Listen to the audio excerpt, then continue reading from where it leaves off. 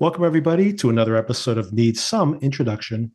I oftentimes forget, I should say, to introduce myself. So my name is Victor, and I am here to hopefully introduce you all to something to watch. Usually, we're talking about a show that we're watching week to week. At this current moment in May, as Emmy eligibility is coming to a close, there is many things that are on the air right now. And today's specific topic, Darren, is joining me again for today's G'day, episode. Victor. And for today's episode, we will be discussing briefly Mobland, which we've been watching week to week, but primarily we will be discussing Andor, the 4th, 5th, 6th, 7th, 8th, and 9th episodes of Andor. And then, of course, we will regroup one more time next week to discuss the final 3 episodes of the Andor season and see how it all landed. I was very impressed with these 3 episodes that we're about to discuss shortly. Before all of that, some things I've been watching that Darren's been watching, some recommendations for all of you, mostly movies. First of all, I did see Sinners, which has become an utter phenomenon here in the US. And I hear that even overseas, it's been getting some traction. I was very surprised, given the nearly unanimous praise from audiences and critics, that I was kind of lukewarm on this movie. But I won't go into spoilers here, of course. But what I would say is that I think that maybe there's 2 things that are winning over audiences, and they're bypassing some of the flaws in the story. First of all, because Ryan Coogler directing this is an incredibly well-made, technically beautifully produced and thrilling, oftentimes, and very interesting thematically story that folds in some. It's from watching the trailer, it's pretty obvious what the plot is, but people have been telling me that the villains, I'll just call them the main villains in the story, are that giving that away is a spoiler. I don't imagine how that's possible, but I'll leave it vague. But there is a supernatural element to this story set during Prohibition era South. And it is beautifully mounted, as I mentioned. And there's thematically some really fascinating ideas. Unfortunately for me, I think that the story raises the ideas and then kind of moves away from them. However, really amazingly, handsomely mounted. There is a musical sequence right in the middle of the film, which is basically the highlight of the whole thing, which is absolutely ecstatic and astonishing. And the rest of the film, unfortunately, isn't as good as that. And the other thing that I think really highly recommends this is Michael B. Jordan. I've always liked him, but not been a huge fan of his. I'm like, is he like a star? Is he really going to be like one of those stars? This movie, he's a star. This guy is going to be a star. He gets to play in these dual roles, show so much more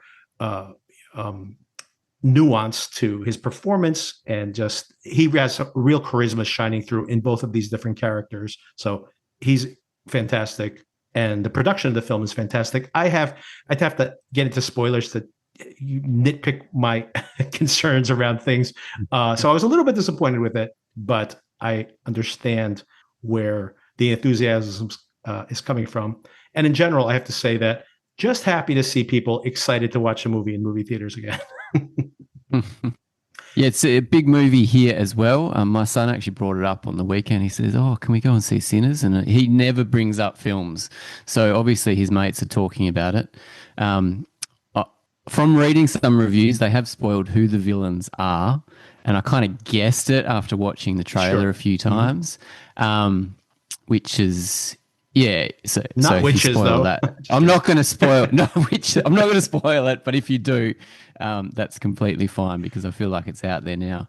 But from the trailer, you get this real a sense of that musical vibe. I think there was a movie called Black Snake Moan a while ago, which is by the director of Hustle and Flow, and that had a real kind of old. Like bluesy jazz influence, which I thought those sweaty clubs that they have. I thought that was kind of giving that kind of vibe. So that's what I'm really interested in. It is very musical, and in surprising ways, it is almost a musical, believe it or not. There's so many musical elements to it, but it is, that's one of the strongest elements to it. But like I said, maybe once you've seen it, we can have a whole spoiler discussion, because it is definitely worth having a deeper conversation. That in a way, its ambition is what disappointed me in that it is extremely ambitious. It just doesn't quite develop those ideas sufficiently for me. Well, you can see, I mean, Ryan Coogler's just come off the back of those two massive Black Panther films. So he would have learned a lot from them. And sometimes these directors that come from those Marvel films struggle to make another feature film that can live up to their expectations. I'm thinking of like the Russo brothers. Yeah, right. But it's really good news that lives up to it, because I'm a fan of that guy as a director, and I'm a fan of Michael B. Jordan as well. I thought he was amazing in that Black Panther movie, and also in that Fruitvale Station film as well. Yes, he's it's good news. Yeah, he's had there's an innate charisma, there's a magnetism there, obviously, that you need to be a star. So I didn't know if he had the chops to be, to have that a kind of career that would allow him to take on a lot of different types of roles. I mean, I think he was really good in Coogler, once again, the first Creed movie. I think he's excellent in that. And that's a fantastic movie also. But like I said, I've always been a fan, but kind of say like, okay, he needed to step it up in some way. And I think that this is him really coming to full power as a movie star. I think that's part of what, I think whenever you have a film where someone becomes a star in the course of the film, those films tend to catch fire at the box office. So it is definitely worth a watch. Yeah, so check it out, and then maybe we can have a conversation about it. For sure. Also, I saw Thunderbolts. I saw Thunderbolts too. I really liked it. From your brief messaging to me, I seemed you really enjoyed it as well. Yeah, I did. So you messaged me and you said it's in the top 10 Marvel movies, which I was like, does that mean it's good? But then I realized there is so many Marvel movies that is actually high praise. I liked it. I thought it was really fun. I thought it was good to see different heroes, and they're not necessarily superheroes. Right. There is some super soldiers in there, but the fact that they're not flying around all over the place, or they're gods, I thought made it a bit more interesting to me. The only character I thought got a bit short shrift was Ghost. I didn't really know anything about her, unfortunately, and I feel like she was from an Ant-Man movie, and I don't really know much about her from then either. So hopefully we get a bit more of her in upcoming films. I thought it was cute that the Thunderbolts has this little asterisk in the title, right. Which kind of pays off at the end. Florence Pugh, of course, I love, is amazing. She really holds it together. And the fact that they don't have superpowers means that the fighting styles are quite immediate and quite heavy. I mean, I saw it in a really good cinema, and you could really hear all the hits, and the stunt work was really good. There wasn't a lot of cutaways to CGI stuff, which really takes me out of the film. So I really enjoyed the stunt work, and I really enjoyed the kind of immediate fighting of it. What else? The villain is really good. Yeah. I think the measure of a Marvel film can almost be thought of as how good the villain is. And there's a couple of villains, and Elaine Bennis is also a bit of a villain in this, and she's fantastic to see in the Marvel universe.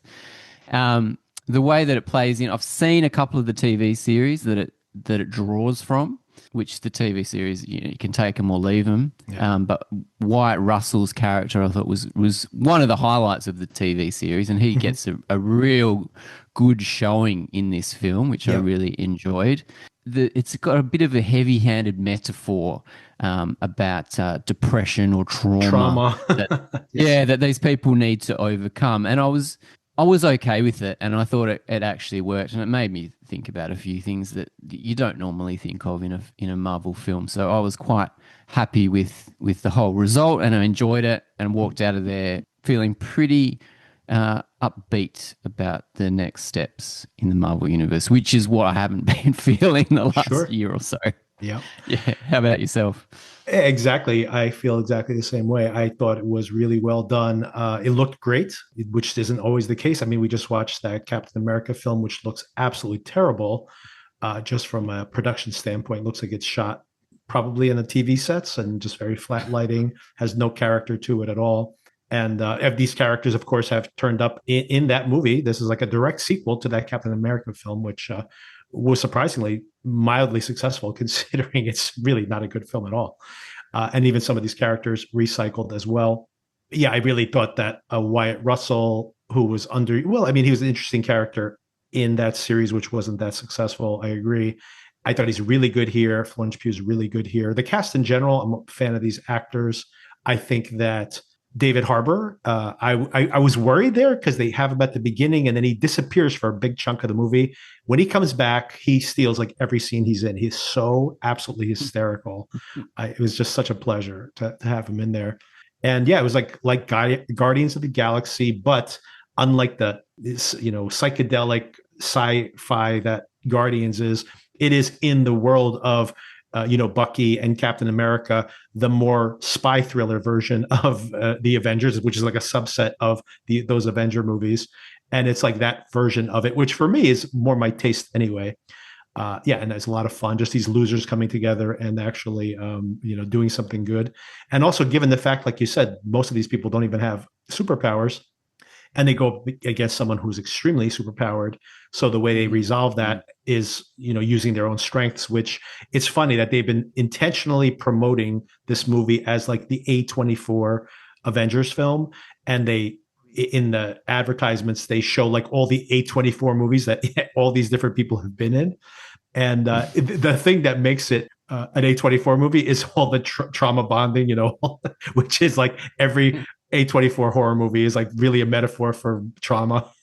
Well, so is the Thunderbolts. And when I saw it coming as I was watching the movie, I kind of was worried, but I thought it worked really well. I actually was moved even by some of the stuff that happened later in the film. And that character, which I don't want to give away here, is another actor I like, and also a really interesting character as well. So I really enjoyed that. And also, of course, that character may still be a ticking time bomb for the future, which I think is pretty interesting. That's right. Yeah, for sure. And I love Lane Bennis, as you called her. I love this character that just continuously does the wrong thing, does not see themselves as a villain. It really does feel like the most politically charged metaphor of this recent Marvel films, that they keep just doing these incredibly selfish, terrible things and don't see how absolutely terrible they are. One more thing I wanted to bring up on the MCU side of things. First of all, there are definitely Easter eggs in the whole Thunderbolts. Not only do we see Bill Pullman. I mean, Lewis Pullman. Lewis Pullman, by the way, looks exactly like his father, Bill, but I met Lewis Pullman. The Lewis Pullman character, who's called Bob in the film, but there's more to him that meets the eye, as you would expect. And I won't reveal who the main villain is in the film itself if you're not aware, but a very interesting character. And I did want to just shout out the fact that if you like The Boys, this is very Homelander coded character, or I should say the other way around, because this MCU character has been around for a very long time, and Homelander, of course, is probably a riff on this particular character. So if you know what I'm talking about, you know what I'm talking about. Hopefully that's not too vague, but I did want to call out the fact that my experience with Marvel is in watching the movies, and there are lots of Easter eggs here. For example, that we're actually at the abandoned Avengers Tower at the end of the film, which is interesting, especially when you think about where the film has ended up. So there's a lot of Easter eggs, things you can pick up on, even if you're a casual Marvel viewer. But I am not a Marvel completist or a super fan, or I casually read some of the comic books when I was a kid. I don't know all the lore. And same thing, because we're going to talk about Star Wars later in this episode. Same thing with Star Wars. I have an even bigger gap there. I've seen the movies. I've watched most of the TV series, maybe half of them, I should say, not even most of them. And that's my experience of it. So there are definitely places to go to get those deep mythological reads of the Star Wars series. And there's a lot of that. There's Easter eggs that I'm aware of that I'm kind of skirting over or skimming past, even in these Andor episodes. And we will touch on some of them, especially with the most recent 3 episodes, which have a lot of direct correlations to the Star Wars mythology. But all this to say that primarily I want to talk about this show, especially if you are a casual Star Wars fan, or you just like spy thrillers, for example. You really do not need to be a Star Wars super fan to love this series, this Andor series. And once again, speaking about Thunderbolts, you could be a very casual MCU viewer and appreciate this. So that's kind of the perspective I'm coming from. So do not attack me for getting a character's biography wrong or missing an Easter egg. I'm admittedly not the expert on these topics. I'm not going to attack you, and I'm not an expert either. And really, I mean, Star Wars experts, proper experts, I think, are very few and far between. It's also which version of the mythology at this point you want to include. How much of that superfluous canon is now being baked into these series? There's so much of it. There's so much of it.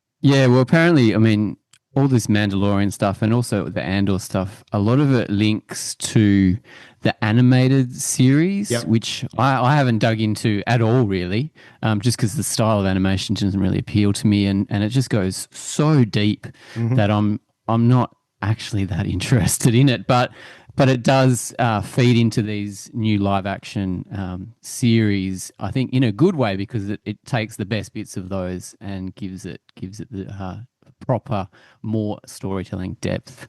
It even goes further back. There was, during the run of the original Star Wars films, there were these novelizations of other stories. And Filoni, who is now running a lot of the Star Wars universe as far as the TV series are, really borrows a lot from that as well. So that's a lot of that, not all of it, but a lot of that has also become canon. So it's pretty mixed. It's become less and less of Lucas's mythology and more of these other stories that have been integrated, but not so much with Andor. Actually, this is pretty pure, tied into the original mythology. And the last thing I watched that I know you already seen, what you already praised here on the show, was Warfare. So I saw Warfare. I saw it at home, so it probably didn't have the same impact that would have been seeing it in theaters. But I did also like it. I'm a big fan of Alex Garland in general, and I like the moral ambiguity of the film. You mentioned how it is a very anti-war film. I agree for like the first half of the movie, but then when you really get into it, and it's a very suspenseful film as it rolls on, that you're so much in the minute-to-minute drama of the soldiers that you can't help but see them as heroes. And then, of course, that makes you wonder about like all the collateral damage for these guys to be heroic, quote unquote, to basically decimate this whole entire area that they're currently cornered in. I should say, I think the film is very aware of that, of both the glamorization potentially of the proficiency porn that these guys exhibit, and but then of course in the end, I think it's smart enough to kind of see in the end what was the goal of this mission and what has been accomplished here, and think about how much collateral damage there was to all of that. It plays both sides of that argument, and which, to its credit, I think that's an interesting take on the material. And it's very good. I mean, I've pretty much liked all of Garland's work, and he's an incredibly proficient, technically, incredible director. There is one Alex Garland film that I don't like, and that's Men. See, I even defend that one. I mean, it's a disaster. I mean, it's not a disaster. It's a mess, but it is an intriguing mess. It is intriguing, that's for sure. That's interesting you mentioned about the mission that they're on is almost pointless. The way that they get this house at the start of the film, and this is the house. It looks like a good house. I like this one. Yeah. They kick the occupants of the house out and just lock them in a room for no reason, and then they've got this house for why, you don't really know, and then often a lot of members of the team don't really know either, why they're in this position, why they're there, and then when everything goes to hell, it's really just a survival mission. How good is the sound? And when a bomb goes off and you can't hear anything, you're with them and you can't see anything, you can't hear anything, and there's just this disorientation, which is just so immediate and stunning. Yeah, I agree with all that. Technically, it's incredibly well done, and really putting you in that, in the moment to moment of it. Also interesting you say how it kind of makes them heroes. That's a very interesting comment. And when the Charles Melton character, I think when he comes into it, he is so good at his job that he is almost a bit of an action hero. Right. Which I thought was a bit odd, because a lot of them are just, they're proficient at their job, but they don't have those action poses or those action shots. Whereas he just came through and led his team. And yeah, they were so successful at clearing the area and getting to where they needed to be that I thought, oh, maybe it is a bit glamorizing that type of thing. And I think I mean, that's what's intriguing to an extent of the movie. I think that it wants us to grapple with that. I think that the first half hour or so, when you see them just kind of hop in, we open the movie with this image of this child in front of her house. And which, of course, we know is going to be like, well, we don't know, but it is going to be like decimated by the end of this film. Even though, of course, our perspective is very much still with the soldiers. To be honest with you, even the translator kind of gets blown in half literally and forgotten by the film itself. So a lot of that makes the native folks anonymous, let's say. But I think that's intentional because we're very much in their POV. But I think we bump up against it, or I did anyway, as I was watching it. The film is making us aware of the trauma they're causing to these other people. But then, like you said, in the back half, when it really becomes all action, you can't help but be in the moment and wanting them to get out of there. And of course, now you start to lean into the negative stereotype of this type of film, root for those guys, and fist pump when they proficiently escape their situation. And I think, but all of this, I think Garland is doing on purpose to basically show how, if you were there, of course, you're going to be empathetic to this. But it is, even then, in the end, you think about those final moments when you see how everything's just been decimated, and you ask yourself, and what did we achieve here? So, but it does, I think, require that of the audience. And I do wonder how many people are going to watch this and just think it's like a really awesome, just like the video games I play all the time, So I do worry that people will read it wrong, but at the same time, I don't care how people read something. I mean, people misread anything. So I'm not going to judge the film by how people read it. No, that's right. And it's worth watching anyway. How amazing is it when they put all their lives on the line to go out into the street just to recover their equipment that they need to take with them? And it's an axe, I think. It's just like, wow. It's just the axe they left out, or the sledgehammer, whatever it was. Yeah. Yeah. The Iraqi translators who are on their side, and they're geared up as well to fight for the Americans. But they know exactly what's going on, and they keep that information to themselves, even though they know they're surrounded. They know as soon as they leave the building, they're going to get shot at.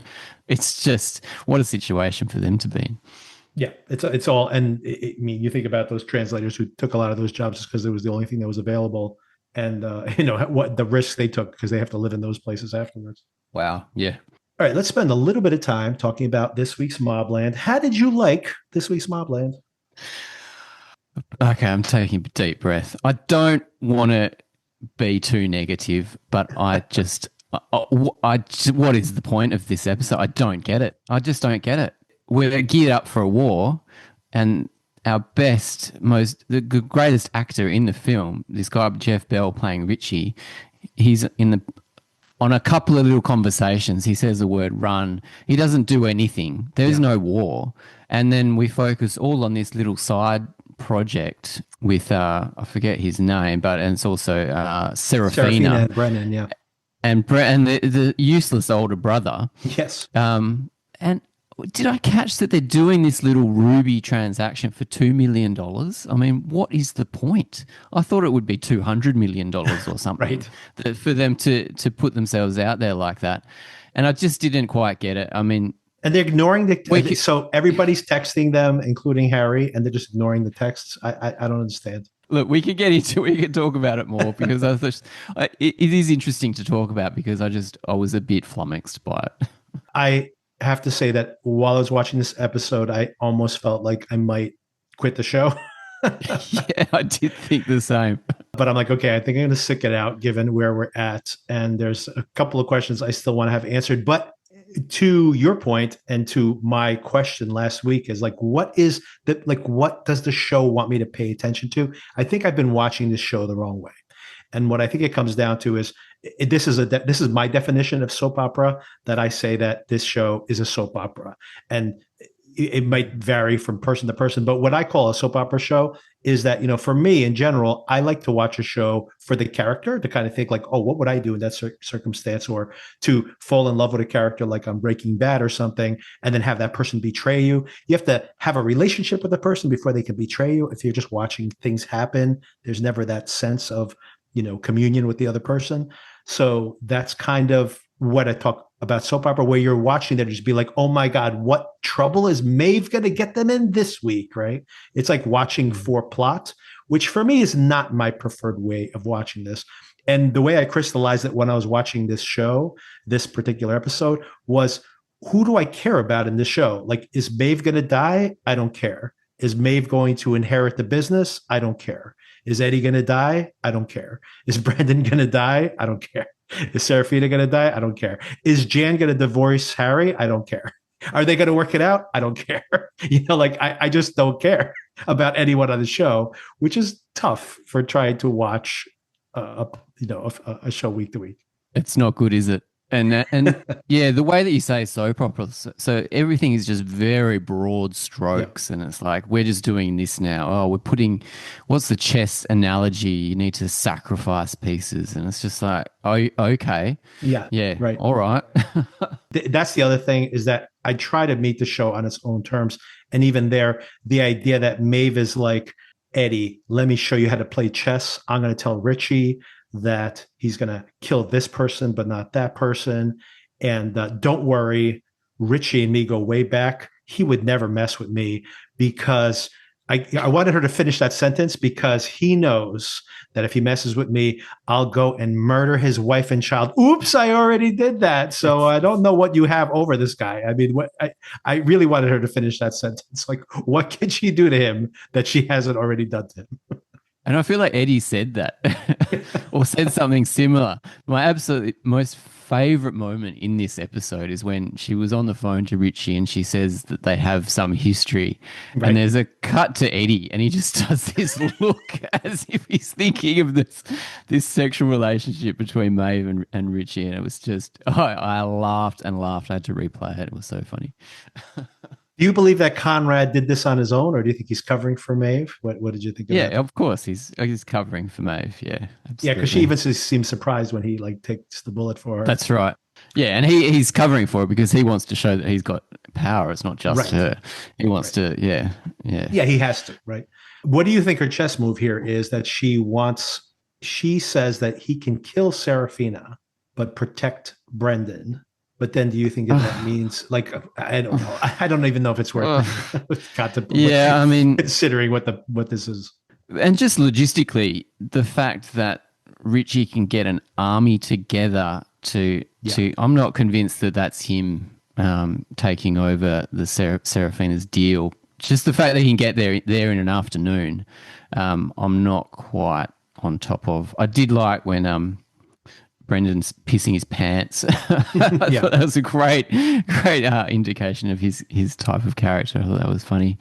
But yeah, I mean, okay, they're going to kill Serafina, but are they? I don't think they are. I think that's someone else. Now tell me, there's that mysterious guy that comes to the same auto question records. I had for you. Yes. Yeah. who is he working for? Yeah. I don't quite get it, but that's actually a bit more interesting. I like his character. And I want to know who his boss is, and are they going to inject something a bit different into this story? That's more what I'm more interested in. That was the one thing that I was saying that I'm still curious about. Literally, I just researched that when you joined the call. This American, he's been there before. I forgot to bring him last week. He did pop up last week, talked to Zosia, said, I'm looking for Harry. And she brought him up, and he just blew it off. But it seemed to, trigger something in him. But he has an American accent. His boss is Kat McAllister, but we don't know who that is yet. As far as I know, we don't have an indication who that is. But apparently he means something to Harry. Harry does not want to have anything to do with him. But now all of a sudden, maybe, given the fact that Conrad's putting the moves on not only his wife, but his daughter also, possibly. I mean, the only thing that makes any sense is that Harry needs to get out of this situation. So this could be his way out. Yeah, I mean, it might be too little, too late for me to really care, but I am curious about that. Yeah, because in this, like what I wanted to see in this show, there's a few different versions of the show that probably would have worked for me. One of them would be that he is trying to be the fixer. They're getting themselves deeper and deeper into this, and that he figures out a way where he manipulates them, gets himself out of the situation, and lets them stab each other in the back, self-destruct, or maybe Kevin takes charge, but Kevin would never do it himself. So he, uses his clever fixing abilities to get Kevin that position. At the end, he'll be like, Kevin, I did this. And Kevin will be like, I never want to see you again or whatever. But thanks for doing this for me because my parents were the worst, whatever that particular was. But that would be a version of this that would be interesting to me. Maybe that's what ends up happening at the end. It hasn't been the show up until this point. So I guess we'll wait and see how that plays out. But we are more than halfway through. So maybe we are, what's that, 6 of 10, I think. Yeah. But even Harry's fixing little abilities that I really enjoy in this show. He just he gets into the hotel room by blackmailing the guy with supposed pornographic pictures or something, and I just didn't even get that. I didn't even get how he got that information. Yeah. When did he have the time to do that in the midst of all this? Yeah, it's like, I thought it was a real shortcut. That was a bit disappointing. On to something that is more character driven, much more fascinating, and full of interesting themes. Let's talk about Andor last week. So as we mentioned, this is packing it in. They are just pouring in these episodes of these very dense and fascinating episodes of this show. Was I correct? Did you enjoy? Was I right? Did you enjoy this stack of 3 episodes? Oh, they were so good. I had seen episode 4, Ever Been to Gorman. That's the name of the episode. And then episode 5, I had seen half of episode 5 when we first started talking, but I'd seen about half of that one. And then I finished off that and What a Festive Evening, which is the 6th episode.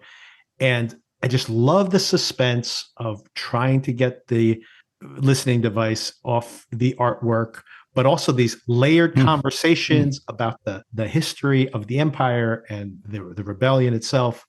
There's just so many intriguing elements going on all the time. And maybe just one thing to focus the conversation on and then kind of expand from there.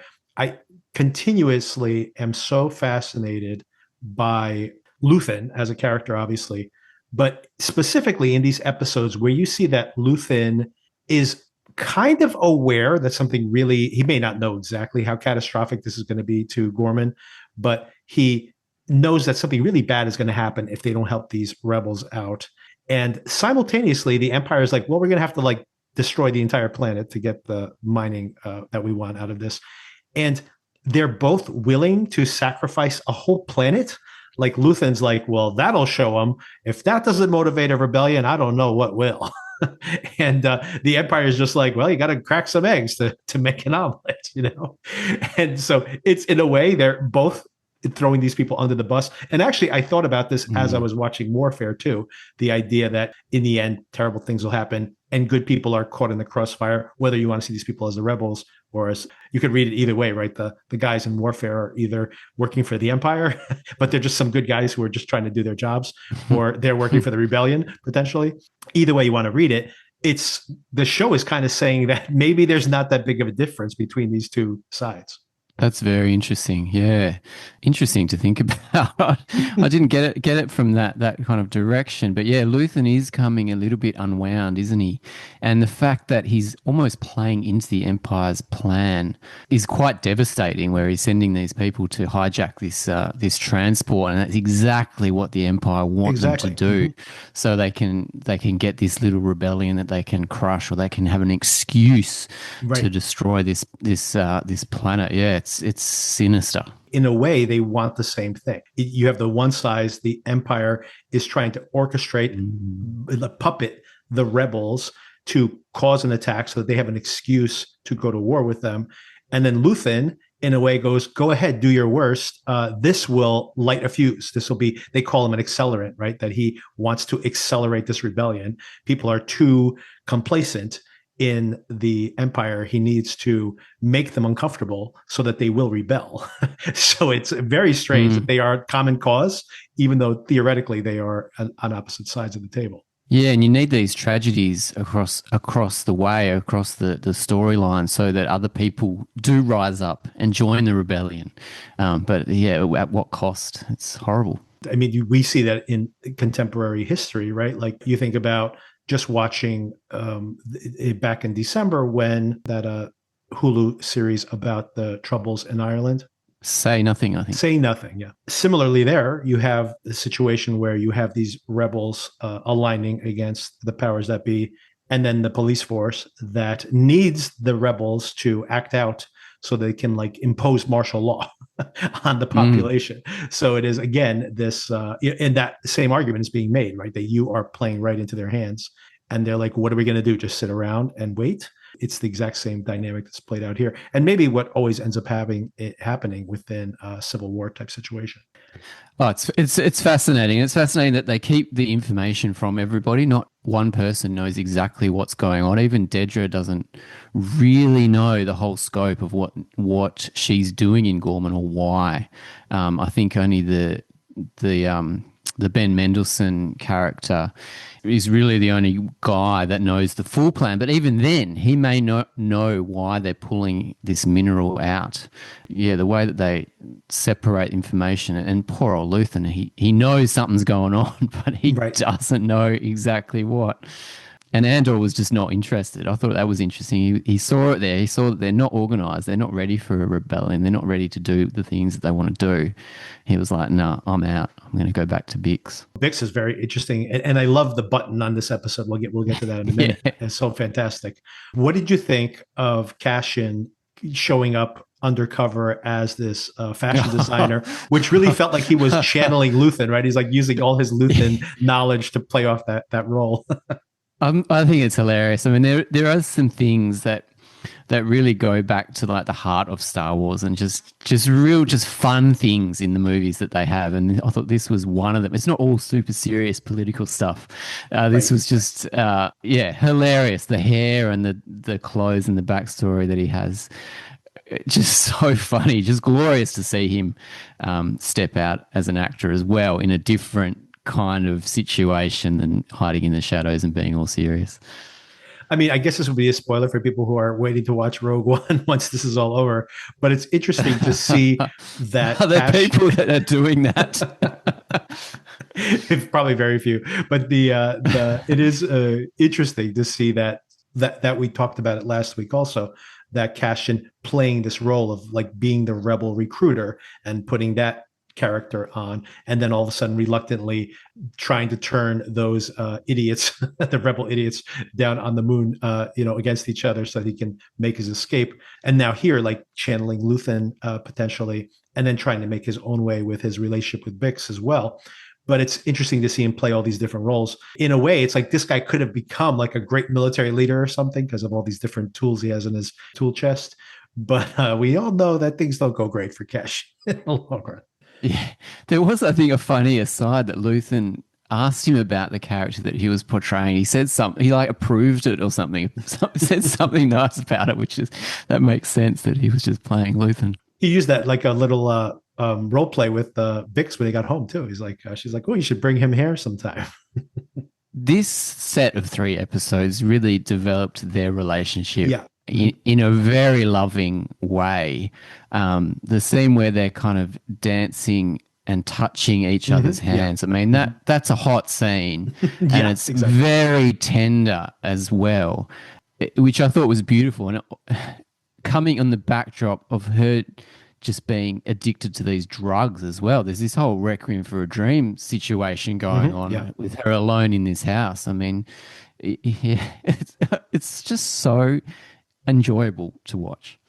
It was so funny that the hand touching, I agree, by the way, the hand touching was very hot. It was funny what could be hot and not, because it reminds me, you've seen The Piano, right? Have you ever seen The Piano?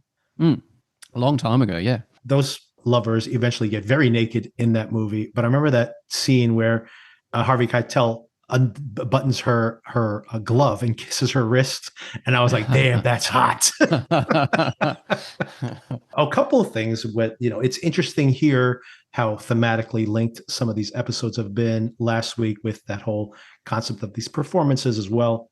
Everyone's playing a role, even Bix in playing the farmer and pretending her husband. I guess he is her husband in a way. It's just the way, and all these different performances they're playing. And of course, the Empire playing its performance as well. But here it seemed very much about these relationships, right? You see the relationship between Bix and Cassian. You see these two lovers that are reunited, sadly, for a very short period of time here in this particular episode. You see the marriage, Mon Mothma's marriage, and how it is, we saw kind of a negative side that he's maybe on the outside looking in. They seem to have a functional marriage here. They seem to understand their roles here, and even seem to have a camaraderie here a couple of times over the course of this set of episodes. Oh, and of course, we get to see Cyril again and his girlfriend and their dynamic as well. And of course, turn out the lights. That was great. Yes. How much time do you have? Turn out the lights. Which was maybe the hottest scene. Once again, it's maybe one of the hottest things that happens. Turn off the lights is one of the hottest things said on this show. But a lot of that, you see that it is all about how in the middle of all these wars and all these battles, that there is just, in the end, these individuals in their personal relationships trying to make this all work. Yeah, stunning. I mean, also the lesbian kiss was very hot too. Yeah. That reunion, sorry, I can't even speak, between those two characters, which had been coming a long time, right, from last season. And I should have known what was going to happen. I really should have. It's unfortunate that is often the case. Yeah, with those reunions. Yeah, sorry, just getting carried away with all the romance in this show now. It was a hot set of episodes. Yeah, it was. I also enjoyed the whole Empire, the whole white coats, the ISB agents, and also we focus on the red-headed guy who is putting himself out there by helping Luthan in a big bad way, and also helping Clea. So Clea and Luthan's relationship is very interesting too.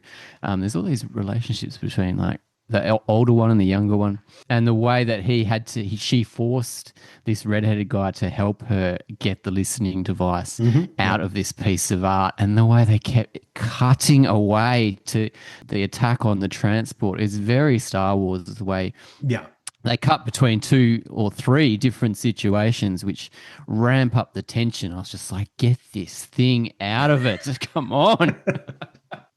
You're driving me crazy.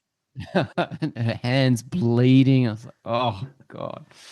Yeah, and then, of course, we have that really tragic ending to that reunion. This young green rebel, why was he trying to stop that guy? He's really keen on this little mini rebellion for the Gormans, who actually don't speak French. I saw that they actually invented a language for them to speak in this episode. It sounds French, but it's, of the show. Yeah, they actually got someone to invent a language. Wow, incredible. Okay, but yeah, I think he had a bit of an issue with this guy earlier on in this story arc, where the big guy wasn't super on board with the way these underground resistance fighters are going about. So that's why the guy with the blaster tried to stop him from interfering in this thing, and then the blaster goes off. As soon as it went off, I knew exactly who it was going to hit. Yeah, poor Cinta is killed by that blast, and then the way that he gets chewed out by her lover is just rough, and just saying like, you don't get to cry, you don't get to feel bad about this.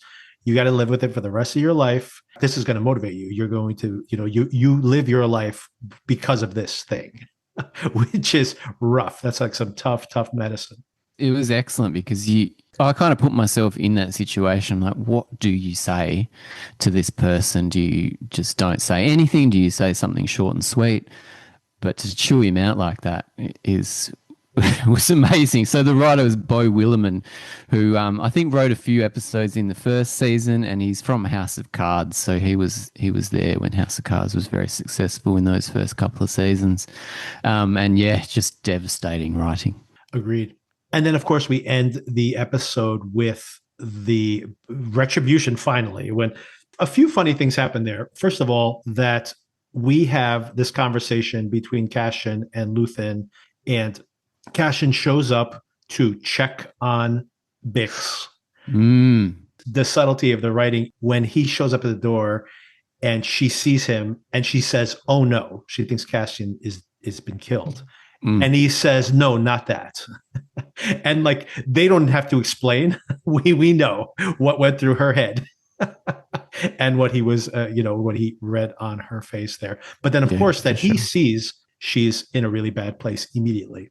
And then, of course, he does not tell Cassian, but then Cassian finds out about it. And this is all a test, right? Luthan wants to say, what will she tell him? Will she tell him? And then what will he say to me? I like how he mentions that he was disappointed by both of them in the set of conversations that came afterwards. But it's an interesting way that he's testing them always. You wonder what Luthan is trying to say, first of all, in visiting her by himself. But then, of course, later when he says that he needs to work this out, and Cassian does see some element of threat to that. He's like, I'm going to do this my own way. And of course, this all pays off fantastically in the end, where they catch her tormentor. He barely remembers her. He's like, "Oh, you look familiar to me." But of course, for him, this was momentary, so he didn't remember it. He's probably done this hundreds of times to other people. He gets strapped to that chair. It'll only be a moment for me, but it'll be an eternity for you. And imagine him strapped into that chair with that device on his head, and then they kill the guard downstairs. He might be like that, like for a whole day. Like, this is going to be literally like eternities of him with those mind games going on inside that machine, whatever torment he's going to be living with. It basically will drive him utterly insane. So true, satisfying resolution to this arc. Fantastic. Although they did blow something up. So I took it as they blew up the floor that he was in to cover their tracks, but maybe not. I do like the idea of him just being tortured constantly. Going back to when Luthan came into Bix's apartment, he discovered that she's not right.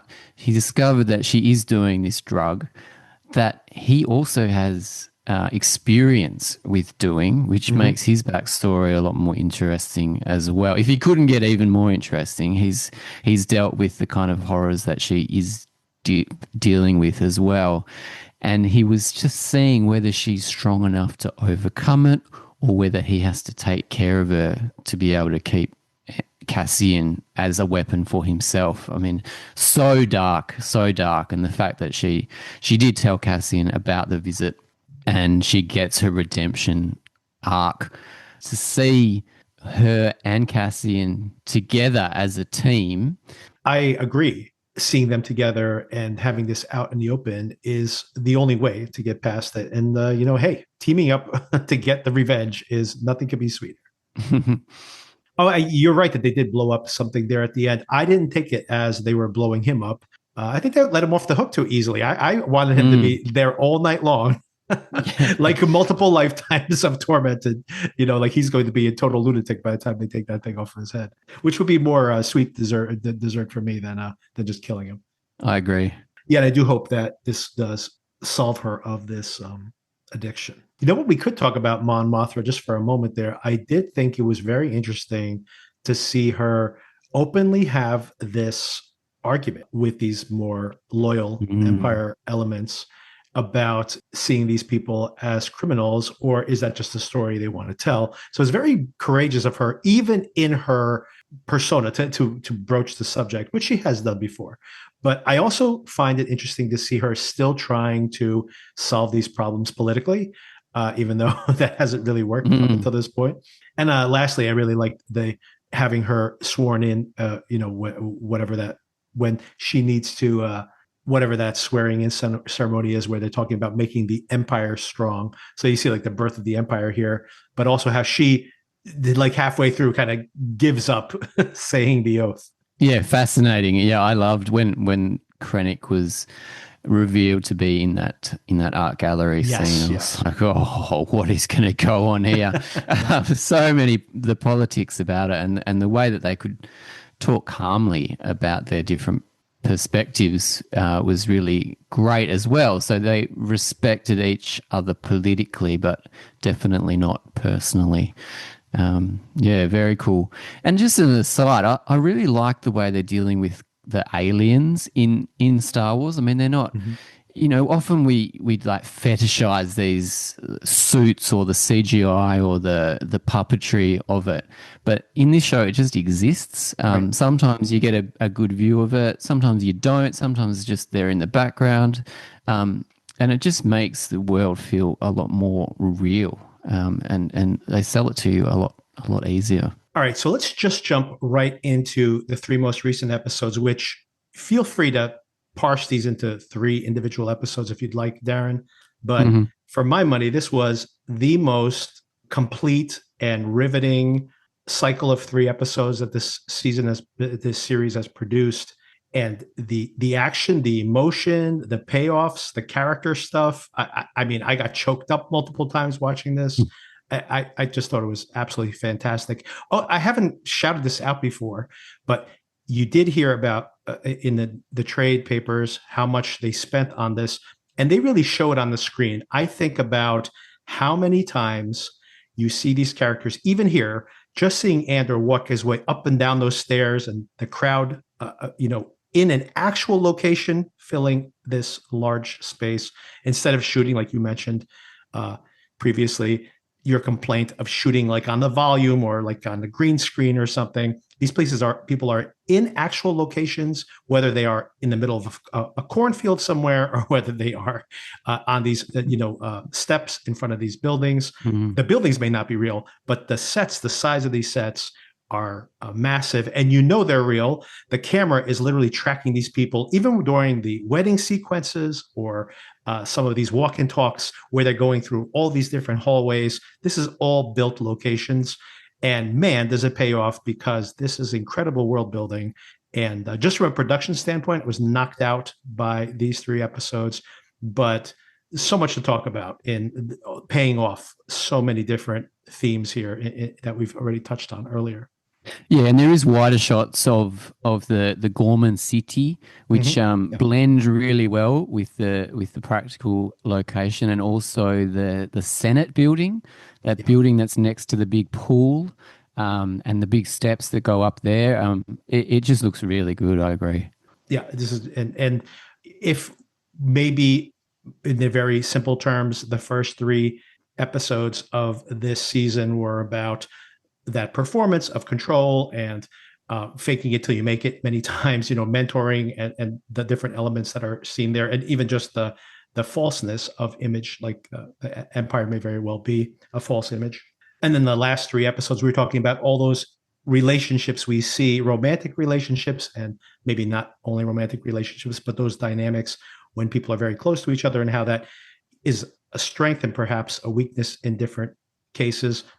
In this 3 episodes, the thing that stood out for me is the theme of sacrifice.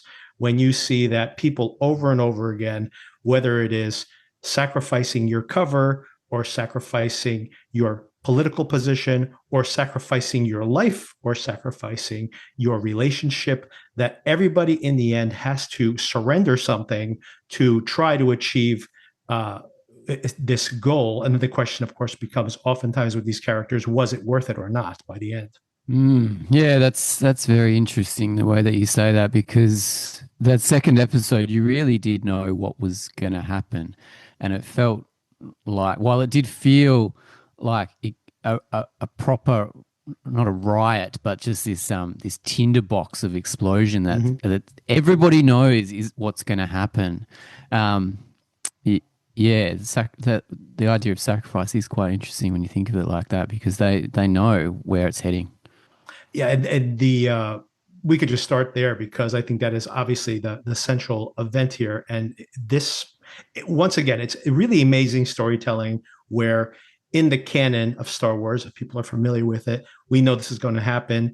We pretty much know what's going to happen because, as we discussed previously, both sides of this equation want this to happen. So, of course, it's going to inevitably happen. And these people are walking to their own fate. And there's this weight to it where they even know that this is probably a lost cause, but they're doing it anyway. And then when the massacre begins, this whole sequence is just incredible. Seeing Cyril understanding finally what's actually been happening, and the rage. I mean, the performance for this character is so interesting because I hated this character so thoroughly in season 1, but I found him so compelling because there was this doubt and this weakness inside of him that was so pathetic but fascinating at the same time. So to see him here obviously die in this set of episodes, and to have him confronted with what he's been doing this whole entire time is really fascinating, because it's such a despisable character who has real humanity to him. And I just thought this was really, and it really showed you like how nefarious in a way the Empire is, how impersonal they are in their calculation, and where someone is even a true believer oftentimes that is maybe most betrayed by it.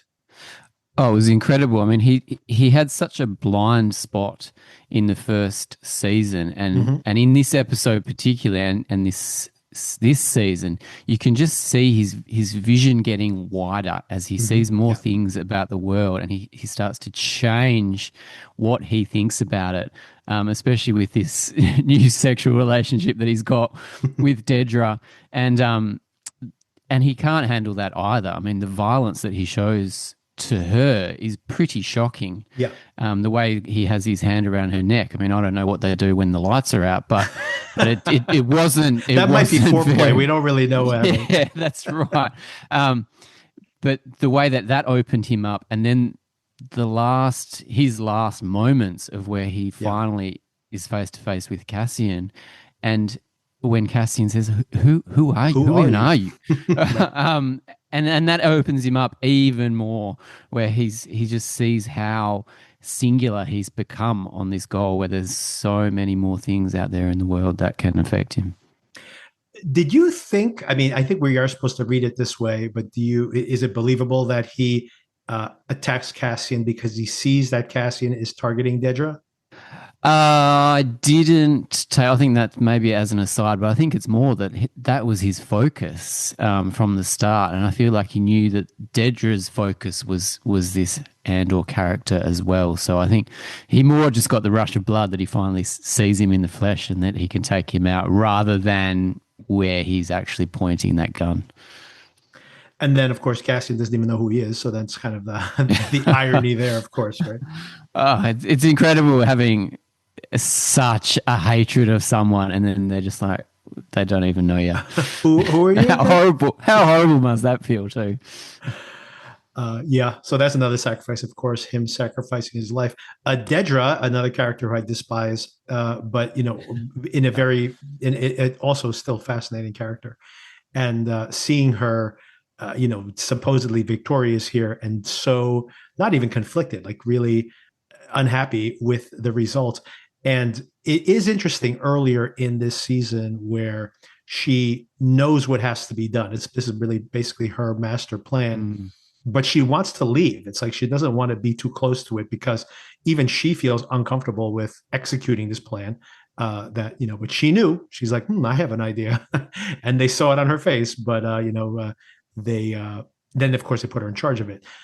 And then the way she says to Cyril that, speaking of sacrificing, she's willing. It's interesting when you think about different people's motivations, where in some cases you are sacrificing the love of your life or sacrificing your status as a political figure for some greater good. That's mostly what the rebellion is doing. Even Luthan is sacrificing his comfort by the end of this set of episodes. And when you think about those sacrifices for some greater good, and then you think about Dedra being like, well, I'm willing to sacrifice all the people on this planet so that me and my lover can run off and be happy, happily ever after. So it's like a different kind of sacrifice, right? So maybe not for a personal gain, supposedly, but interesting that Cyril is not on board with this, right? Oh, totally. Yeah, that was finally the reason for his turn, or his slight turn, was that he could finally. I think he actually felt an affinity with the Gorman people, Yes, he definitely and does. yeah, and the fact that he was kept from this big plan, he was really shocked by it. Another thing about Dedra, I think she was also pissed off that she didn't have complete control over the situation. Even though she knew what had to be done, the fact that they brought in this other guy with the scar on his face, that Mhm. she was the so-called trigger, but he was the weapon. She didn't like that. So all she could do is say proceed, and it was up to this guy to actually carry out the plan, and she was not on board with that at all. This is such an incredible, multi-layered, central sequence here in the series. And one of the most chilling things about it is that guy with the scar on his face.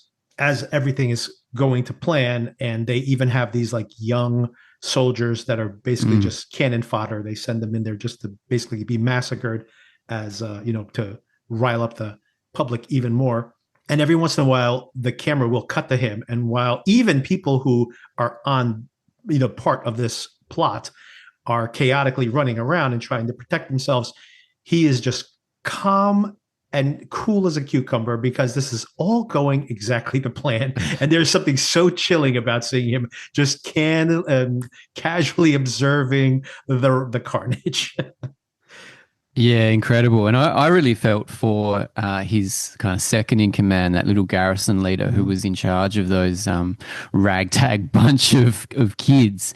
He was like, I really felt for this guy because you could see he's like a career military man, Yeah. but maybe not quite good enough to get to the level that he wants to be, but is still going to take the order and do the good job that's expected of him, and he knows exactly that they're doing the wrong thing and what's going to happen to him and his little band. It's going to be carnage. This is just tying things into the broader Star Wars universe. A few things we've seen here. One of the things I forgot to bring up earlier, there's just so much to talk about in these different Mm, subplots, is that Willman is out in on Yavin, right? And this is big for two reasons. One is from the point of view of Cassian's progress as a leader. Obviously, you talked about the this mentoring theme that we see between the different characters, and how this is like a meme within a rebellion, right? That you pass on this knowledge from one person to the other as you learn something new. And that's how rebellions build over time. But that's very important that, at one point it looks like Cassian might have been fed up with this, but, is drawn back into action to protect him, to Willman. And also that's very important that this moon where everybody seems to be collecting over time. This is going to be central to, of course, the Star Wars films and the launch of that. The central location for that, the the Rebellion Center for the in the upcoming films, in the upcoming films from the 1970s. It's confusing here because this is all a prequel, of course, right to the original series. to episode 4. Right. Yeah, it's interesting how they can keep Yavin a secret. It must just be such a backwater that people can come and go and no one really cares about it. How's Wilman? He's got a girl on every planet, it seems. Yeah, right. He's like right to it again. I He wonder like who he rolls out of has. bed. He's just found someone already. And he's spent a lot of time. We haven't talked about I was going to say Morgan Freeman, but Forrest Whitaker's character Saul Yes. Guerrera, who was quite a divisive character, I thought, in Rogue One, Yeah. but he's kind of pulled back a bit in this set of episodes. Well, actually, not this set, but the previous set of He still goes for episodes. it though. He still goes for it, and he's hooked on that gas or whatever it is. And I don't know why I'm bringing this in, just because Willman was a part of his squad, and I just Yeah. suggest maybe Willman's hooked up with someone there too. But the way that Saw Gerrera is his name, he's got a different kind of revolutionary army, and that all plays into the rebellion. But I thought that was quite interesting in that he's much more for the violence and much Right. more for the insurrection. And they're very separate. So I wonder what Willman, hopefully he continues. It feels like he's going to continue how hard he's become with Saw Gerrera's team, that now he is much more of a leader with more of a broad palette of tools that he can use. Yeah, no, in some ways, it would be almost interesting. We probably won't see this. Maybe we'll see it in the final set of episodes, but it would be interesting to see him evolve as a character for that very reason, that he's taking from, Cassian, taking from the character, his name, the character you just mentioned is Saw, and also, of course, taking from Luthan. So he's being mentored by these very different types of characters, right? Someone who's in there for the violence, in there for the insanity, going like, you have to be insane to survive this. And then, of course, someone much more calculating like Luthan, who's working in the shadows, and Cassian, who's a Swiss Army knife to a large extent, but becoming more useful, but is more subtle, but still more of the blade of the knife. And it's interesting to imagine him, consolidating these different influences. Yeah, and Cassian still doesn't quite believe in himself. Yeah, it's just he's so talented, and he can merge into all these different characters and all these different situations, and somehow finds a way through to become ultimately this character that we see in Rogue One, who is, as you say, a Swiss Army knife. It's a good way of talking about it. Mon Mothma, of course, already started to reach her breaking point when we saw her last in the last set of episodes. But now at this point, this is truly her breaking point, and she's willing to sacrifice her standing here and maybe even her own life here by giving this speech. I think it's very clever the way they allow her to keep speaking, where they say, "Hey, this door has never worked for the past year. Why is it working now?" It's like, "Oh yeah, we fixed it yesterday." And they're using the bureaucracy of the empire against itself there, which I thought was interesting. But she does get to give most of her speech, but of course puts herself in peril. And then, of course, she has to decide again, is she going to trust Luthan or not? Of course, tying things into the broader mythology here, we also see that she runs into Bail Organa, who, of course, becomes Princess Leia's adoptive father. And that, of course, is going to be Benjamin Bratt in this version of the story. And that, of course, is going to pay off in those Star Wars movies, the original OG trilogy. Anything else about Mon you want to mention? Oh, I just thought the actress was doing an incredible job. Probably my favorite bit was the final sequence when Cassian is getting her out of the Senate. And she's just finally, you can see that by performing that speech, she's crossed over from politician to rebel as they're escaping. And when Cassian kills first that lady and then kills her driver, she's just, the shock just runs through her so incredibly. She can't believe that someone's just been shot in front of her. And she's finally, you can see now she's a rebel. She's a rebel leader, and she needs to go into hiding. It's incredible. I loved seeing her in that Welcome sequence. to the rebellion is what he says to her. So yes. Yeah, so that's the title of that episode. And the title of the previous episode was Who Are You? Who are you, exactly. I love that scene, by the way, where they're confronted. First of all, speaking of someone who's not good at their job, the assassin who's been there needs to escort her out of there and then turn on her. You don't turn on her in the middle of, reveal that you are working for the Empire in front of all these witnesses. But I do like how Cassian turns around and goes, she's a rebel spy. Yeah. Something I forgot to mention in all of the coverage of this of this season of the show is, of course, something that is really thematically interesting and telling, the way that they're using this media manipulation, this stories about these out of control Gore peoples, and how that you see it on the news, and how there's some jokes about it on the morning show, and then another one of these terrorist attacks, they're all a bunch of criminals, and then by the time we get to this episode, they're like, we know there's going to be a riot here, these people can't be controlled, And it's like, we see it unfortunately in our current politics as well, where you invent a narrative and then you feed the narrative, and we see it here as well. Yeah, absolutely. And both can be correct depending on where you're watching it from. Like Cyril's Right. mum watching it in her Coruscant apartment with two of her friends, if she Right. has any friends. And her final shot, I think, almost closed the Yeah. episode. Yeah, just she could see that Cyril, her only son, possibly her only close family, is now dead. And she's wondering what her place in the world is, watching the whatever the Empire news. Right. What do you take? How do you read her expression there at the end? She, of course, is just lost now. She's lost this, her only close relationship, like you mentioned. I just think I really like that actress. I remember Yeah. seeing her in Poor Things, and I think she's been in lots and lots of films. She's very talented. I mean, she's just a horrible character, but I did Terrible feel person. for her in that moment, because you could just see that she's thinking about her only son, and that she's finally lost him, and perhaps that she could have been a better mother to him, maybe. Have you seen the new version of Macbeth with Denzel Washington on Apple TV? I have not.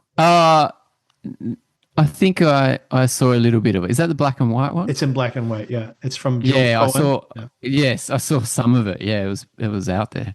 Yeah, I would recommend it. It's really good. And she plays the witches, all three witches. So it's interesting. Yes, yes. What else was I going to say? Oh, and then of course we get to a little bit of a quiet reprieve. It's interesting that everyone's safe and they've regrouped, and they're back on Cassian's home, or his former home. And there's like very little time for anything. They're like, they need Mon to give another speech. They got a ship ready for her to go. Everything's very accelerated. And Cassian's been saying this for all three of these most recent episodes, that he's done with it all, that he needs to take some time off. He's given as much as he can, and he wants to have a quiet life with Bix. And Bix takes this all in, and we know there's something brewing there. We can't quite figure out what it is. And this all ends really sadly when he wakes up alone and she has left on a freighter and leaves him this really emotional message, basically telling him that the cause is too important for them to run off together, and that maybe someday they'll be together again. But for the time being, he needs to keep fighting because, like you mentioned, he isn't even maybe fully aware that he is pretty unique. He says, I've only made it this far because I'm lucky. That's all. It's all been just luck. But she doesn't believe that. Of course, there's also a very important moment where they see this homeopathic doctor of some kind, supernatural doctor here. And she not only knows his injury to his shoulder, but sees something else in him. And this reinforces even more what Bix thinks, that he has some kind of path ahead of him. And he doesn't see that yet, right? He still just wants to settle down, go to a quiet place that somehow has not been affected by the war yet, and settle down with Bix and live out the rest of his days. And she thinks that's the wrong choice, and she makes a choice for them. And this is very tragic. Another sacrifice being made here by Bix, obviously, and imposing a sacrifice on Andor as well. Yeah, look, not as tragic as if she dies. Yes, in I was war. glad that wasn't the direction things went. Because I'm a big fan of Bix. She's just gorgeous. I was a little bit mixed on the bringing the Force healer into it. Not quite sure if I want too much Force in Andor, but it did lead into the reasons for her feeling a little bit, like Cassian has a greater purpose. That makes a lot of sense. And the fact that she loves him so much that she will leave him to allow him to become this leader that she knows, she trusts, that the faith that she has in him is so strong that it's actually quite beautiful, and it does feed into that sacrifice theme that you're talking about. So yeah, great. I'm not sure if we'll see Bix again. Maybe. I mean, every time that something happens in this series, it's like we may not see this person ever again. They Right. have such beautiful endings, whether they die or whether they just their story ends. Like Dedra, I'm not sure if we're going to see Dedra again. Whether she has any more part to play in the story, and I'm fine with it. If we don't, that's fine. And also Bix, even though I'd love to see her face again, and I'm sure Cassian does too. Maybe that's it for her. There's only 3 episodes to go. Yeah, and I think the next 3 episodes jumps another year ahead, and I believe those events dovetail directly into Rogue One, a movie that I Yep. have not seen. I've seen once, and I've seen way Mm. long time ago. So I will have to watch that movie again in the context of those final 3 episodes next week. Yeah, I watched it last weekend because I was pretty keen on Andor, and yeah, it'd be interesting to see what you think of it. Yeah, it's funny. I only saw the original one time. I wasn't that enthused about the idea of Andor. I like the talent, but I was just like, okay, we're again trying to make another prequel to the Star Wars movies, which I was already starting to get kind of wary of. And then I was just knocked out because it was basically a spy show, and I love spy shows and all the intrigue of being a spy. And for example, we see it here, just the way that Cyril is embedded with these people and then goes native, right? He starts to think like, wow, I like these people better than my people. I don't buy my own propaganda anymore. And you start seeing that turn happen. And all of that I find very interesting in spy shows in general. And yeah, it got won over. And then I was like, oh, I should watch Rogue One again because I remember it pretty clearly, but haven't seen it in a really long time. But then I was like, well, I'll wait for the next. Like I basically would wait for Andor to wrap up. Originally, it was supposed to be like 3 or 4 seasons, and now they've only done one more. But I was like, well, I'll wait for it to end, and then of course I'll just watch it, Rogue One again, appropriately as the conclusion to the story. And I guess that's exactly what I'm going to do. Probably next week, and we'll probably discuss, or I should say, maybe we'll discuss it briefly after we wrap up the last 3 episodes. Have any Well, you've been very, speculation? Go ahead. very patient in watching it.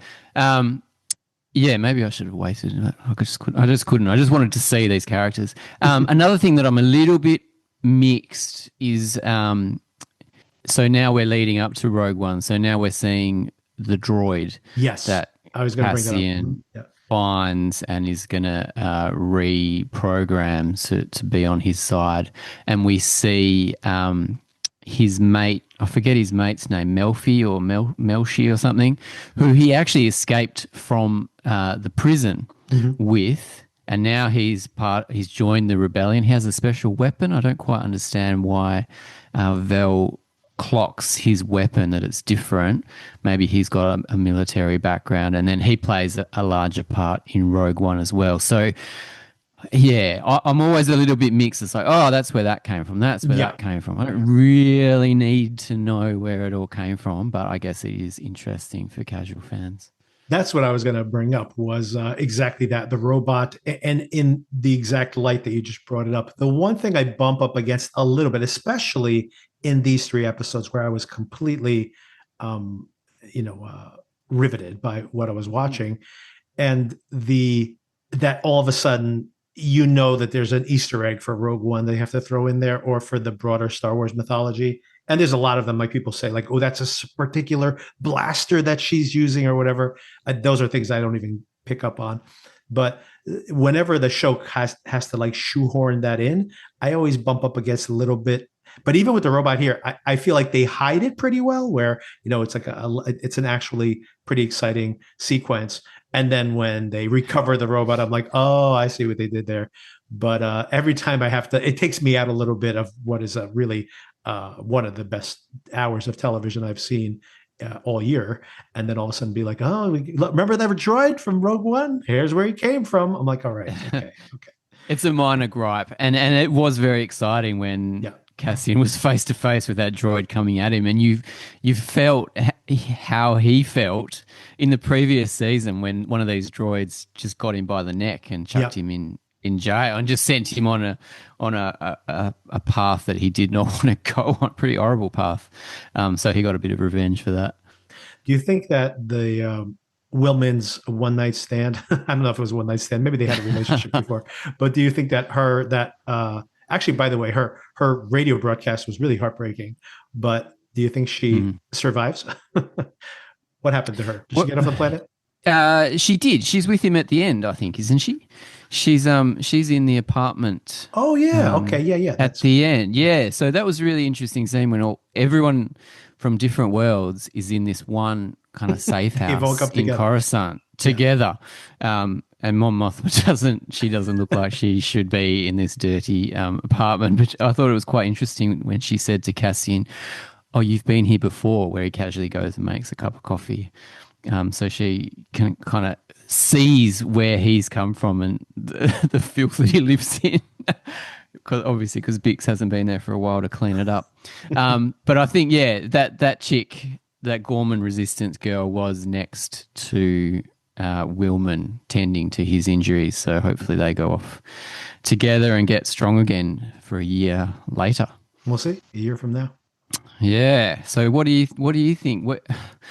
All right. So I'm just thinking about Luthan because he was conspicuously absent from the apartment. Does that mean his cover's blown now that Mon Mothma's gone into hiding? Him and Claire's antiques shop is going to be closed, and Claire is also going to go off to Yavin, or do they still have a role to play in Coruscant? I'm curious to know how they use Luthan. I would assume he has some other kind of cover, but he probably has to disappear from his current cover, given I think that's all going to fall apart. I'm not sure why it falls apart.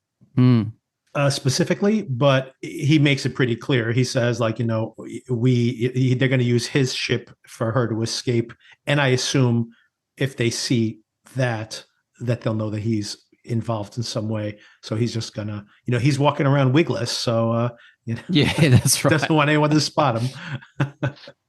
I mean, he wears this. I mean, Andor shows up at his apartment at night, and he's got the wig on. So for him to not be wearing his wig, that's pretty serious stuff. Yeah, and I got genuinely edgy when he's walking around in the daytime without wearing that wig. He could do anything. We don't know. And there's also that thing in the first season where he's holding this staff, which there's a lot of conjecture whether he is in fact one of these Jedis that is completely absent from the whole series, but he's very interested in keeping this staff, where I haven't seen it all series in the second series. So I'm not sure if that is going to play up a little bit or whether there's more to Luthan than meets the eye. I'm sure there is. Maybe he shows up with a lightsaber in the next episode. Well, I don't know. I don't know if that's what I want to see. Right. But they've been hinting something. They were hinting at that in the past. I think old mate Redhead from the ISB is going to get in a bit of trouble in the next 3 episodes. I feel like his story's still got a bit to go. Yeah. I actually don't know where it's going to go, because I can imagine it having, it could be very tightly coupled to Rogue One and those moments early in that episode. Maybe they're going to fit it directly into the chronology of that film. Or maybe not. Maybe there is, the stealing of the plans and the, like the planning for that sequence of events, for basically setting up everything that's going to happen in Rogue One, and that could be like it's like a mini heist in and of itself. I'm not sure if that would be as interesting, by the way, but yeah, I honestly don't know. But what I do know is that I have a lot of confidence in the showrunners to make it interesting. Yeah, and that's great to think about, isn't it? And just the swift pace that it's been presented to us is kind of stunning. I don't feel like we've really scratched the surface of what all these episodes are about. But I mean, that's it, isn't it? I mean, you just got to let it wash over you and pull bits out that you can grab onto.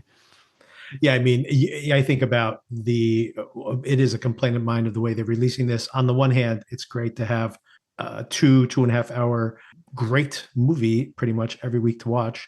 That's always entertaining. But I could imagine going week to week with this, and you think about, well, what are they setting up here? what does this character mean when they say this line of dialogue, and then how it pays off at the end, like some kind of betrayal, and all those things. Like you said, we're barely scratching the surface. All those things are being set up. There's these little arcs within an episode, within the 3 episodes, within the entire season, within the entire Star Wars mythology. There's so much to dig into here, but we got to talk about 3 hours at a time. So it's it's pretty cursory, unfortunately, but yeah, there's a lot to dig into here. So yeah, there really is. I mean, there's more like Partagaz, the head of the ISB. I feel like there's more of him to come. I feel like Krennic, Ben Mendelsohn, will come back in these 3, and perhaps Dedra will as well. But I don't know if she's got much left to do. Yeah, it would be so interesting exciting. if she's changed somehow by all of this, right? That she thought she was doing something to help, to change her outcome of this relationship, and how badly that all turned out. So maybe there is some realization about that. I mean, we'll have to wait and see. Well, she's got such a mentor role with Partagaz, and she keeps trusting him and trusting him, and he keeps telling her. I love how he just tells her to not to calm down, but just to get herself straight, and she has to put her hands behind her back and fix her uniform just so that she doesn't show too much excitement. Because that's not becoming of the ISB agent that Partagaz wants. Yeah, 3 episodes. Oh, there's so much that could happen.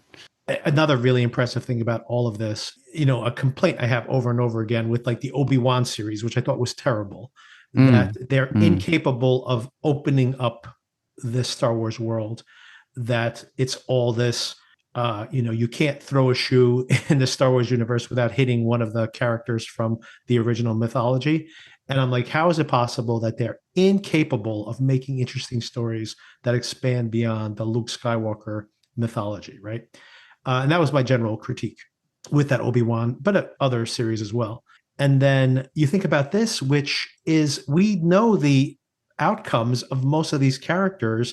We know that this story is so small in what it even delivers. It's just the setup it's just one line of dialogue, or not even, maybe 10 lines of dialogue within the first Star Wars movie. And they have built an entire universe with all these different characters and all these little, it's like in a drop of water, we have a whole entire universe.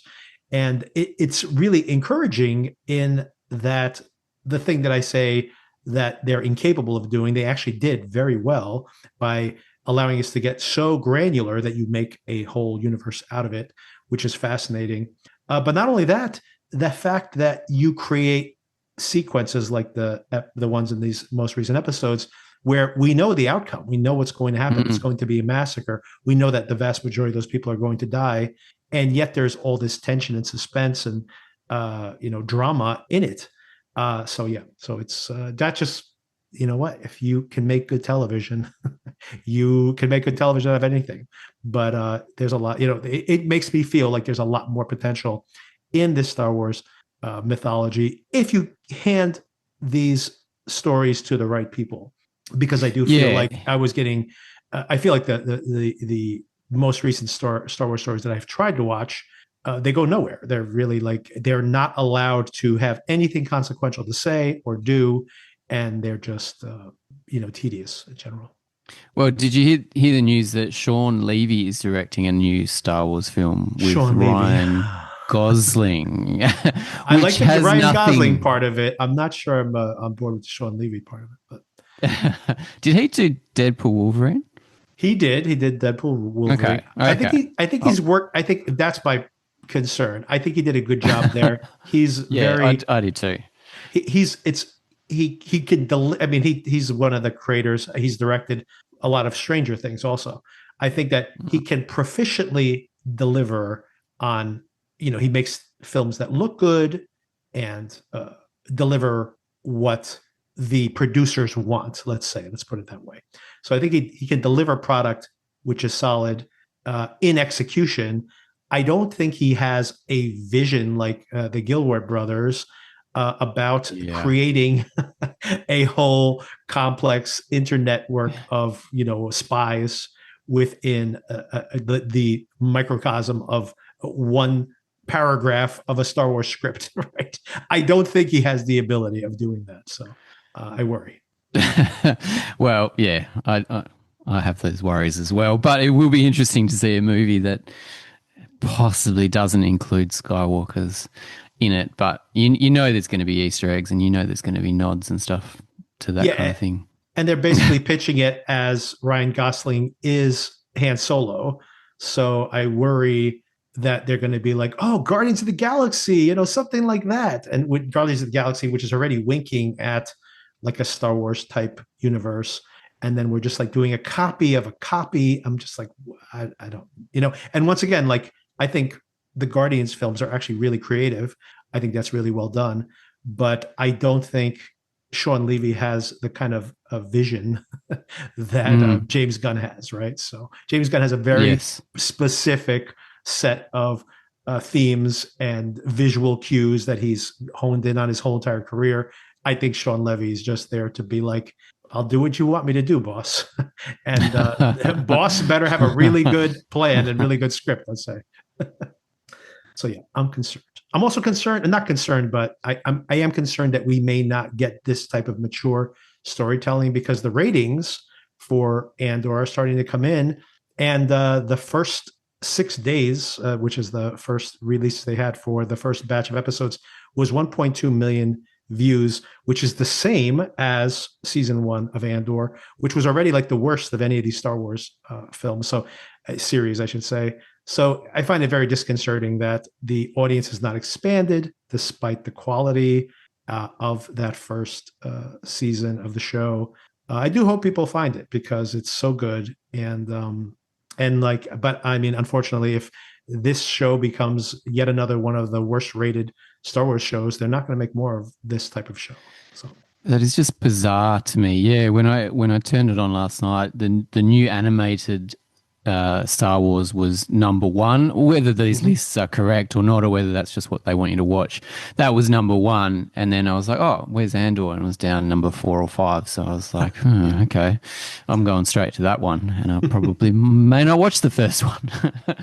I mean, it's pretty bad. I don't know if it's indicator that they're not marketing it that much, Disney that is, or if it's just not that popular. But the other day when I was trying to finish watching the set of episodes, I couldn't even find it. I was like, it wasn't in my continue watching. It wasn't on the list, the top 5 list or whatever that was on the screen.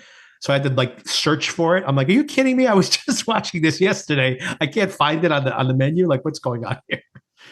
Crazy. Yeah. A couple of weeks ago, there was a beautiful, on my Google TV, there was just a beautiful poster of Andor and all the characters on there in the one poster. You know how they do that for the Star Wars films? And it just looked so good. And that's gone now. But we'll always have it. Darren, you and I will always have it. And this podcast as a memory of it. Yeah, 3 more episodes. Yeah. Bring it on. I'm so excited. Yeah. And it's great to talk about it. Yeah, absolutely. So can't wait to see that. And I'll probably watch Rogue One as well after that. And we can have that conversation next week. After that, beyond that, I should say, this week, another episode of Your Friends and Neighbors. You still watching that, Darren? Have you still caught? I am watching that, and I've been listening to you guys talk about it, and I do have concerns about where the show is going. It's a bit bizarre to me, but the wife likes it, so we're going to keep watching it. Yeah, and the plot is definitely going to kick in this week, so we'll be curious to see which direction it goes in. Although, as we've outlined in the podcast, not really the show I wanted to see at that point, to be honest. but Soda loves it, so I'm like, okay, well, and my wife too is still watching it every week, so something that we actually watch together. So that's always a plus. It's always a plus, isn't it? Yeah, but we are skipping that title sequence. I just can't deal with that. I skip it every time. Blowing up. Every time, yeah. Unlike Severance, which I watched the title sequence when they had it, they actually skipped it quite a few times this year, and they had a new one as well this year. But anyway, always watch that one, and this one, nope, sorry. And of course, Mobland, which is not great either as a show, I should say. Always listen to that song, although I've heard that song 1,000 times. Love that track. Still, exactly. Never gets old. We heard it over the weekend. We went to visit our friends, and their son was playing FIFA, I think it was, and when they were in the menu, changing their settings, that's the song that was playing. I'm like, oh my god, I'm gonna hear this song like another 40 times this weekend.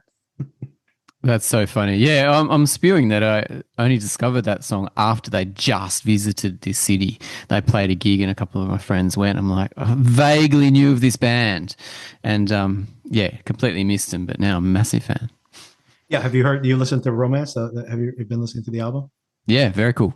Yeah, it's very good. That doesn't all sound like that song, but still all very good. Mm. And of course, beyond that, what are we going to talk about on the podcast? What we're probably going to talk about, first of all, is Murderbot. We'll probably try that one out. Murderbot The following week. So we're going from what's the Luthan actor's name to his son? So, yes, from Stellan Skarsgård to Alexander Skarsgård. That's one connection. The other one is theoretically this oppressive fascist regime with their killer robots. Maybe it is. You can like squint and imagine that it's all taking place in the same universe. Yes, and the droid, that K2SO, he becomes a bit like sarcastic and a little bit self-aware in Rogue One. Mm-hmm, so exactly. Maybe Murderbot is similar. He calls himself Murderbot. A much more handsome version of the Murderbot. So yeah, we're going to sample that one, see how that goes, and see if that becomes a week to week for us. We need something because once this month ends, it's going to be pretty rough times. Apple TV, by the way, usually pulls off something that gets popular. We had Silo, we had Presumed Innocent, we had Hijack in 3 subsequent years. So Apple still puts stuff out. So there might be an Apple, and maybe it's Murderbot. Maybe Murderbot becomes that a hot show for the summer. And one series that I am looking forward to is Alien Earth. So I'm not sure how close that is. Okay, yeah, that's excellent. So Alien Earth, I have a pin in that one. We are definitely going to cover Alien Earth here on the podcast. There are teasers. There are live events. FX is pushing the Alien Earth. And every single time they say it's coming, they're like, summer. So it's sometime after June 21st. I wouldn't expect to see it before July. I think August would probably be too late to premiere the show because then it starts bumping into all the premieres in September. So I'm thinking July. That's what I'm thinking. So, but yeah, we will definitely be talking about Alien Earth when that premieres. And The Bear is coming back in June. Okay. One more season. Something else to watch. Yeah, that'll be a binge though. So, but we'll find something. We'll find something. Yeah, good. But yeah, I have faith. Yeah, something always turns up. All right, Darren. Thank you again for the conversation. Okay. Thanks, Victor. Cheers. Talk to you soon.